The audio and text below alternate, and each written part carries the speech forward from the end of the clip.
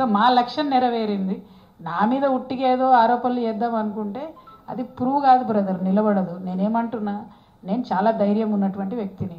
నన్ను ఒక ఆడబిడ్డను తీసుకెళ్ళి ఎండాకాలంలో తిహార్ జైల్లో పెడితే 6 నెలలు వేరే వేరే వాళ్ళు అయితే డిప్రెస్ అయ్యి ఇంట్లో కూర్చుంటారు. నేను ఎందుకు ధైర్యంగా బయటకు వచ్చి ఫైట్ చేస్తున్నా?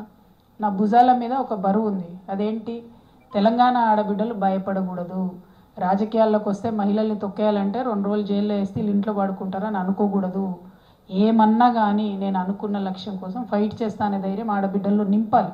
అందుకోసమే నేను మొండిగా తిరుగుతున్నా. ఎస్, ఫ్యామిలీకి దూరం అయ్యాం. ఎస్, పొలిటికల్గా టార్గెట్ చేస్తున్నారు. ఇంకా ఎక్కువ చేస్తారు. రేపు పొద్దున మీరు చూడండి, చాలా ఎక్కువ చేస్తారు. చాలా స్థాయి దిగజారి మాట్లాడుతున్నారు. అయినా ఎందుకు ఫైట్ చేస్తున్నా? తెలంగాణ ఆడబిడ్డల బరువు నా భుజాల మీద ఉన్నది. వాళ్ళు డిప్రెస్ కావద్దు, రాజకీయాల్లో మాకు అవకాశం ఉంటుందనే కాన్ఫిడెన్స్ ఆడపిల్లలకు రావాలి. అందుకోసమే ఫైట్ చేస్తున్నా. And I will continue to fight. Thank you. జై తెలంగాణ.